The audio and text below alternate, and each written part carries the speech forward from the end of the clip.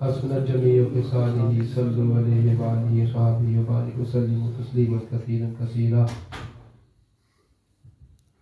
چند ایک گزارشات آپ کی خدمت میں عرض کروں گا۔ حضور سیدنا شیخ عبدالقادر جیلانی رضی اللہ تعالیٰ عنہ کے حوالے سے یہ محفل منعقد ہوتی ہے، اور اس کے اندر عقیدے کی اصلاح کے اوپر ہی میں زور دیا کرتا ہوں۔ حضور غوث پاک کی خود عادت مبارک تھی کہ آپ ہفتے کے اندر 3 دن خطاب فرمایا کرتے تھے، ایک اتوار کو، ایک جمعہ کی صبح کو، اور جمعہ کا جو خطبہ بولا ہے ایک جمعہ کی صبح کو، ایک اتوار کی، اور ایک منگل یا غالباً پیر کو۔ یہ ہفتے میں آپ کے 3 خطبات ہوا کرتے تھے، جس کے اندر جو لوگ حاضر ہو کر دین کے علم سیکھتے۔ 70,000 تک مجمع اکٹھا ہوا کرتا۔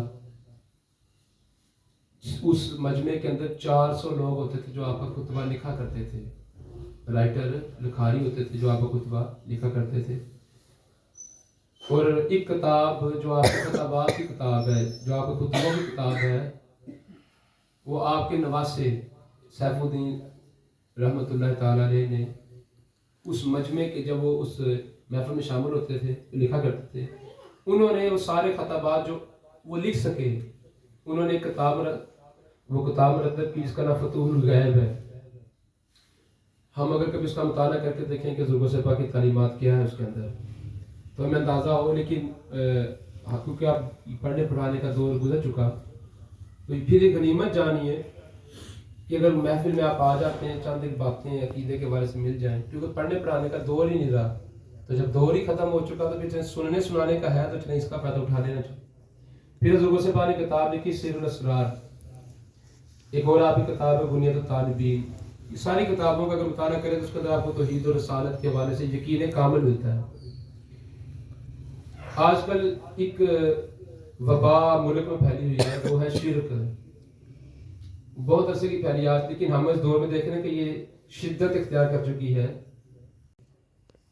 اور مزے کی بات یہ ہے کہ جو لوگ اس شرک کا فتویٰ لگاتے ہیں، ان کی اپنی محفلوں کے اشتہار چھپتے ہیں، اور باقاعدہ وقت کا، جگہ کا تعین اس کے اوپر لکھا ہوا ہوتا ہے۔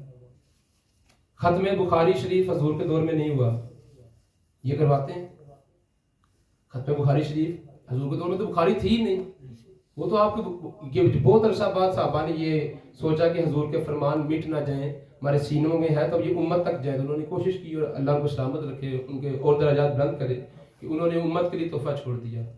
اب بخاری شریف 7 بعد میں آئی، تو ان کے جو ختمات ہوتے ہیں وہ حضور کے دور میں تھے ہی نہیں۔ کسی سے منسوب کرنا، یہ ایک پارٹی ہے۔ پچھلے سال میں نے ہماری محفل بائی پاس میں جب شہو پر آئی تھی، میں نے بات عرض کی تھی، اس نے مفتی محمود کانفرنس کے نام سے، یہ اسلام آباد میں انہوں نے پروگرام رکھا، مفتی محمود کوئی اللہ معاذ اللہ کہ اس کے نام سے پروگرام رکھا، یہ شرک نہیں ہوا، لیکن اگر آپ اس کو منسوب کر دیں گے داتا علی اجمیری کے نام سے، خواجہ اجمیری کے نام سے، بہاؤالدین زکریا ملتانی کے نام سے، حضور مجدد افسانی کے نام سے، شاہ ولی اللہ محدث دہلوی کے نام سے، یا شیخ عبدالقادر جیلانی کے نام سے، یہاں کہتے ہیں یہ شرک ہو گیا۔ اب جس بابے نے ہمیں بتایا ہے ہی توحید ہے، فتوح الغیب پڑھ کے دیکھیں اس میں ہے ہی توحید ہے، تو جب اس میں توحید و رسالت آپ سمجھا رہے ہیں امت کو، تو اس بابے کی یاد منانے سے کیا ہم شرک حاصل کریں گے؟ نہ، ہم توحید ہی حاصل کریں گے۔ اور اگر یہ بات ہے کہ اس کا یاد منانا کہاں پہ ہے؟ غزوہ احد کے شہداء، حدیث اس کے اوپر شاہد ہے، ہر سال میرے آقا غزوہ شہداء احد کی یہ جو مزارات ہے جہاں پہ 70، حضور ہر سال جاتے، صحابہ آپ کا ممبر اٹھاتے، ممبر وہاں بچھایا جاتا اور حضور وہاں پہ خطبہ ارشاد فرماتے۔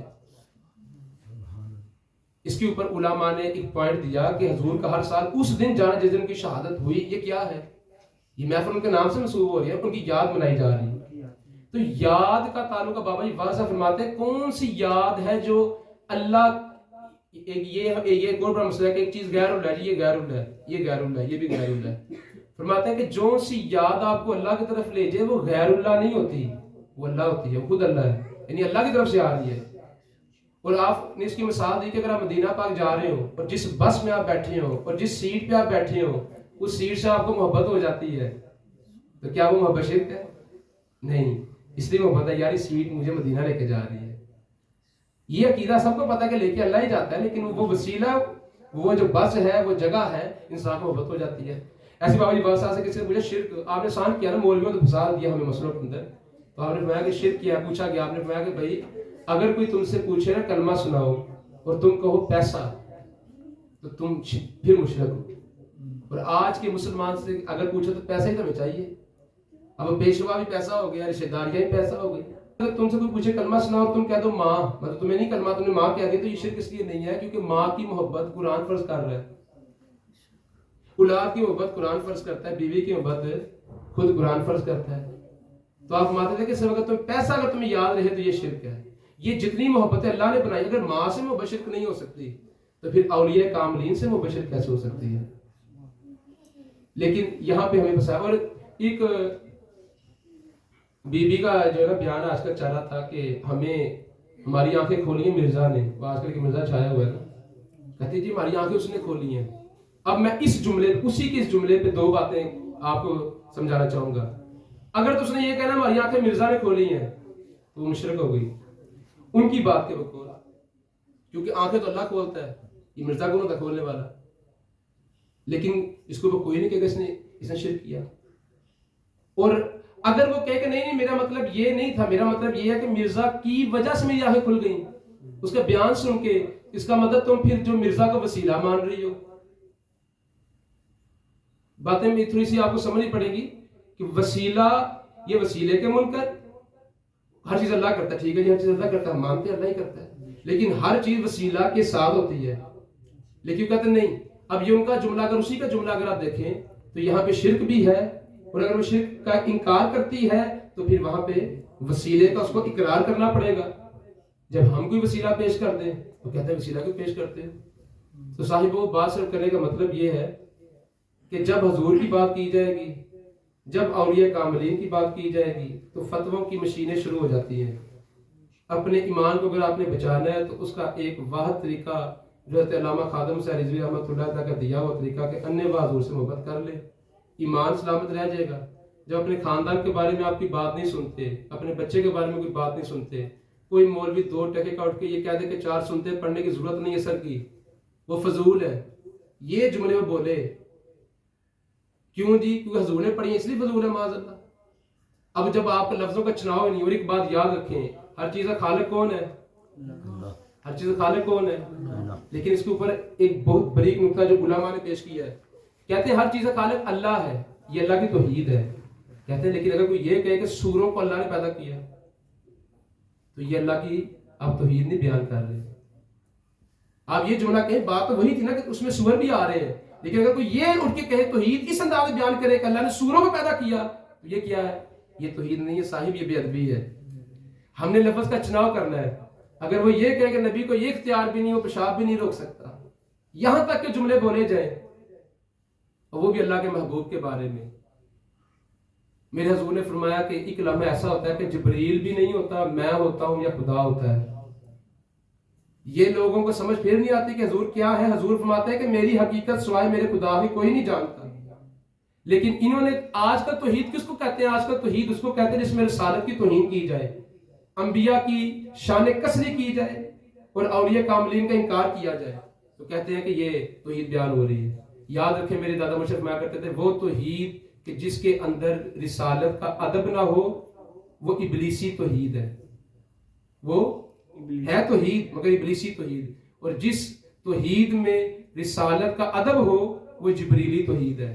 جبریل امین آتے ہیں معراج کی رات، پاؤں چوم کر حضور کو اٹھاتے ہیں، پاؤں چوم کر،